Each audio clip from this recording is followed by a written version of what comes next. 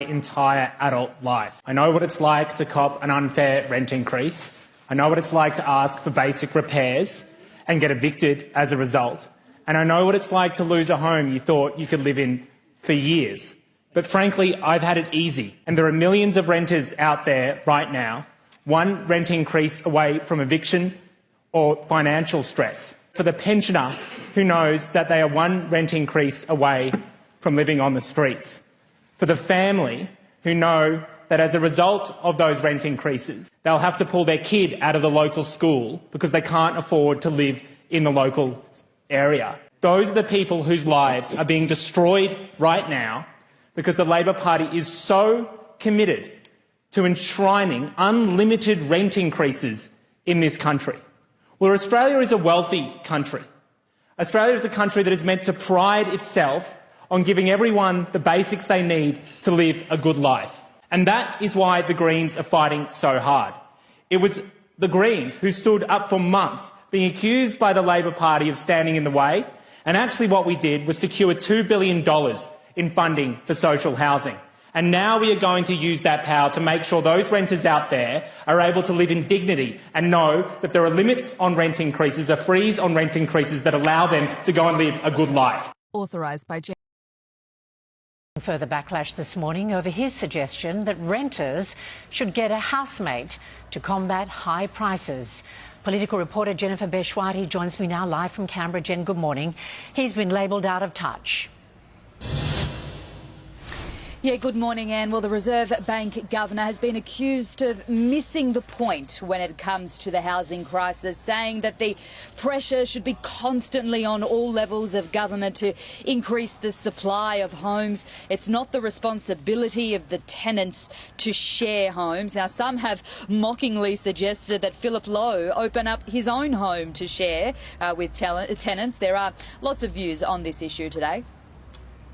If you're married with family and kids, you don't want a roommate coming in at 2 in the morning and stuff like that. It's just not fair. So, no, it's not practical at all.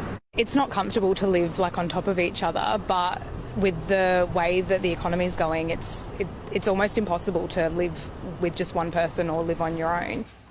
And rents are now increasing at the fastest rate ever recorded, likely to go up an extra 10% this year. It's not easy for some homeowners either. They're facing higher mortgages. The latest inflation data released yesterday shows that cost of living has ticked up slightly, and that's increasing the chance that the Reserve Bank will lift interest rates again next week. The market's pricing in, I think, an 80% chance of a hold, but as we saw last month, they did get it very wrong. The problem for housing and for rents is that we know that rents feed into inflation, but also higher rates feed into rents. So it's a vicious circle, isn't it? Yeah, a bit of a doom loop happening there. The good news for homeowners, there's new data out today that shows that house prices in capital cities have actually rebounded following a sharp decline earlier this year. Anne? Jen Beshwati in Canberra. Thank you, Jen.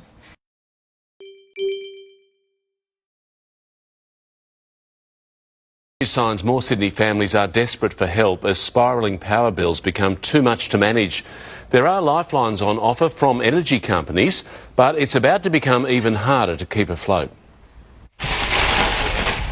A helping hand with the food bill. What about some grapes? Support for the rising cost of living, like electricity. I'll cut down on using lights at night. Winter's the toughest time because people's health are at risk if they don't have their houses warm enough. Origin says more than 70,000 families have been forced onto its hardship program. That's up 50%. 14% more AGL customers are seeking support. Energy Australia's assistance spending up 16%. About a 30% rise since January, coming to our centres asking for help. From next month, it gets worse. Energy Australia bills up an extra 20.5%, a similar hike for Origin. AGL, it's nearly 30%, on average $540 a year more. Going through the roof around the world. A lot of that is related to the conflict in the Ukraine. But still, Origin's projected earnings this year, $1.2 billion. AGL, $285 million. Charities doing what they can for those in severe need. Energy companies maintain they can help too for struggling customers. AGL says the hardest hit this winter can receive bill credits up to $400. Origin has a $45 million package and flexible repayments. it's not going to be easy. This next 12 months is going to be really, really tough. Chris Marr, 7 News. There are news. Day with a major push to increase the minimum wage by thousands of dollars a year. Live to political reporter Rachel Baxter in Canberra. Rachel, good morning. How much more could people be earning? Good morning, Anne. Well, the ACTU wants a 7% increase to the minimum wage, which is about $57 a week for 2.6 million workers from July 1. That's almost $3,000 more in people's pay packets a year, and it's the biggest dollar amount sought by unions at an annual wage review, which is scheduled for tomorrow. The push comes after Coles wages simply aren't keeping up with soaring inflation, which has slowed slightly to 6.8%. Now, Treasurer Jim Chalmers has been questioned this morning on whether he'd support a 7% wage increase, and while he wouldn't confirm the figure, he did back calls to match the rise with inflation. We don't intend to nominate a specific figure in the submission that we make. We don't want to see working families, particularly the lowest paid, fall further and further behind. What we would say is that the cost of living needs to come back under control. And so far we have had a government that has no plan for anything. Now, cost of living will be a key focus of this next budget, which will be handed down in May, and Labor will need to balance how it provides relief without fanning the inflation fire. There's hope slowing inflation will lead the Reserve Bank to pause its aggressive and so far consecutive rate hikes when it meets next week, which would be very welcome news for homeowners. Anne? All right, Rachel, thank you very much. Rachel Baxter. State governments have today rejected the possibility of a rent freeze, saying if it sounds too good to be true, it probably is. But while rent freezes have been talked about a lot in the media and in Parliament lately, would they actually help fix our rental crisis? So going back in time to May 2022, a brand new federal Labor government promised action on housing. As part of its election campaign, it said it would legislate the Housing Australia Future Fund to build up to 30,000 affordable homes between 2025 and 2030.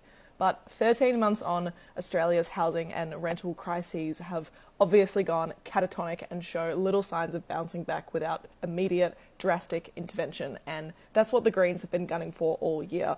And on Monday, they sided with the Coalition, who always votes against Labor's policies no matter what, to knock back Labor's big housing bill.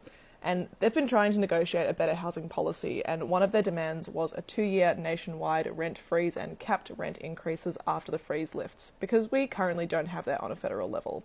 And after they blocked Labor's bill in the Senate, the Greens said they would continue to apply pressure on the states, territories and federal government to secure a rent freeze for tenants. But this week, all East Coast leaders have said, nice try, but it's never going to happen. New South Wales Premier Chris Minns said on Wednesday, if the New South Wales government announced a rental freeze in the next fortnight, property owners would immediately increase. Hello, I'm Deb Knight. Welcome to A Current Affair. $222,000 in just 13 minutes. That's how much Tim lost to an international scammer. His bank claims there is nothing it could do. Tim says more must be done. Sophisticated and relentless. I was very embarrassed and reticent, apart from with close family and friends, to mention it. Think you can pick a scam message? Think again. The feeling at the pit of my stomach. Tim Watkins thinks he's pretty savvy. He owns a marketing business and isn't easily fooled. So the text basically said, here is the passcode that you will require for the online payment that you have made for $850 on Amazon. If it wasn't you, or you didn't request this, please call this number. While Tim was in the supermarket, a text message popped up from the same number his bank uses, and Tim says it looked like the real deal. Now, as you will see if I scroll back, this is on a thread of hundreds of other texts which are legitimate from NAB that I have had since, there we go, 23rd of January 2022. Tim says he'd just been paid by his clients payday for the scammers. The person on the end of the phone sounded very professional, in exactly the same way as NAB would do so.